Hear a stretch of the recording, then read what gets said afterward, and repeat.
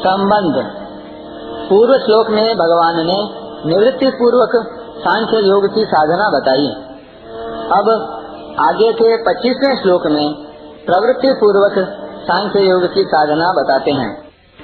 लभन्ते ब्रह्म निर्माण विषयाः क्षीणकल्मषा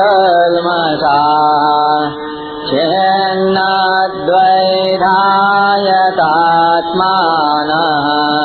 सर्वभूतहिते रताः। जिनका शरीर मन बुद्धि इंद्रियों सहित वश में है, जो संपूर्ण प्राणियों के हित में रत हैं, जिनके संपूर्ण संशय मिट गए हैं, जिनके संपूर्ण कल्मष दोष नष्ट हो गए हैं, वे विवेकी साधक निर्वाण ब्रह्म को प्राप्त होते हैं। व्याख्या। यतात्मानः नित्य सत्य तत्व की प्राप्ति का दृढ़ लक्ष्य होने के कारण साधकों को शरीर इंद्रियां मन बुद्धि वश में करने नहीं पड़ते, प्रत्युत ये स्वाभाविक ही सुगमता पूर्वक उनके वश में हो जाते हैं। वश में होने के कारण इनमें राग द्वेष आदि दोषों का अभाव हो जाता है और इनके द्वारा होने वाली प्रत्येक क्रिया दूसरों का हित करने वाली हो जाती है। शरीर इंद्रियां मन बुद्धि को अपने और अपने लिए मानते रहने से ही ये अपने वश में नहीं होते और इनमें राग द्वेष काम क्रोध आदि दोष विद्यमान रहते हैं। ये दोष जब तक विद्यमान रहते हैं तब तक साधक स्वयं इनके वश में रहता है। इसलिए साधक को चाहिए कि वह शरीर आदि को कभी अपना और अपने लिए न माने। ऐसा मानने से इनकी आग्रहकारिता समाप्त हो जाती है और ये वश में हो जाते हैं। अतः जिनका शरीर इंद्रियां मन बुद्धि में अपनेपन का भाव नहीं है तथा जो इन शरीर आदि को कभी अपना स्वरूप नहीं मानते, ऐसे सावधान साधकों के लिए यहाँ यतात्मानः पद आया है। सर्वभूत हिते रताः।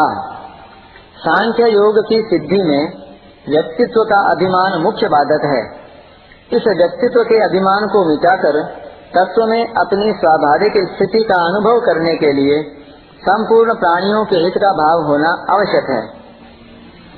संपूर्ण प्राणियों के हित में प्रीति ही उसके व्यक्तित्व को मिटाने का सुगम साधन है। जो सर्वत्र परिपूर्ण परमात्मा तत्व के साथ अभिन्नता का अनुभव करना चाहते हैं, उनके लिए प्राणी मात्र के हित में प्रीति होनी आवश्यक है। जैसे अपने कहलाने वाले शरीर में आकृति अवयव कार्य नाम आदि भिन्न भिन्न होते हुए भी ऐसा भाव रहता है कि सभी अंगों को आराम पहुँचे, किसी भी अंग को कष्ट न हो, ऐसे ही वर्ण आश्रम संप्रदाय साधन पद्धति आदि भिन्न भिन्न होते हुए भी संपूर्ण प्राणियों के हित में स्वाभाविक ही रति होनी चाहिए कि सबको सुख पहुँचे, सबका हित हो, कभी किसी को किंचन मात्र भी कष्ट न हो। कारण कि बाहर से भिन्नता रहने पर भी भीतर से एक परमात्मा तत्व ही समान रूप से सब में परिपूर्ण है। अतः प्राणी मात्र के हित में प्रीति होने से व्यक्तिगत स्वार्थ भाव सुगमता से नष्ट हो जाता है और परमात्मा तत्व के साथ अपनी अभिन्नता का अनुभव हो जाता है।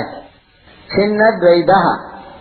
जब तक तत्व प्राप्ति का एक निश्चय दृढ़ नहीं होता, तब तक अच्छे अच्छे साधकों के अंतःकरण में भी कुछ न कुछ दुविधा विद्यमान रहती है। दृढ़ निश्चय होने पर साधकों को अपनी साधना में कोई संशय विकल्प भ्रम आदि नहीं रहता और वे असंदिग्ध रूप से तत्परता पूर्वक अपने साधन में लग जाते हैं। क्षीण कल्मषः। प्रकृति से माना हुआ जो भी संबंध है वह सब कल्मष ही है, क्योंकि प्रकृति से माना हुआ संबंध ही संपूर्ण कल्मषों अर्थात पापों दोषों विकारों का हेतु है। प्रकृति तथा उसके कार्य शरीर इंद्रियां मन बुद्धि आदि से स्पष्टतया अपना अलग अनुभव करने से साधक में निर्विकारता स्वतः आ जाती है। ऋषयः। ऋष धातु का अर्थ है ज्ञान। उस ज्ञान को यानी विवेक को महत्व देने वाले ऋषि कहलाते हैं। प्राचीन काल में ऋषियों ने गृहस्थ में रहते हुए भी परमात्मा तत्व को प्राप्त किया था।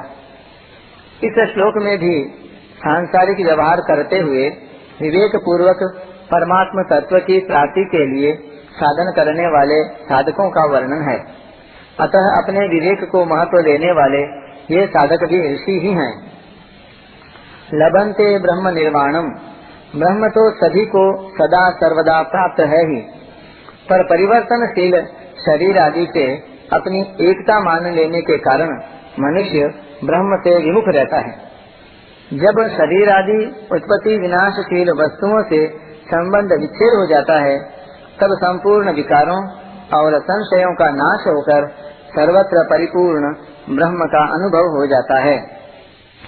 लभन्ते पद का तात्पर्य है कि जैसे लहरें समुद्र में लीन हो जाती हैं, ऐसे ही सांख्य योगी निर्वाण ब्रह्म में लीन हो जाते हैं।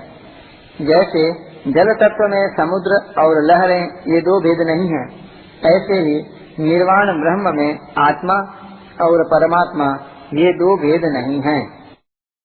परिशिष्ट भाव, लोगों की दृष्टि में ज्ञान योगी दूसरों का हित करता हुआ सर्वभूत हिते रताः दिखता है, पर वास्तव में वह दूसरों का हित करता नहीं, प्रत्युत उसके द्वारा स्वतः स्वाभाविक दूसरों का हित होता है।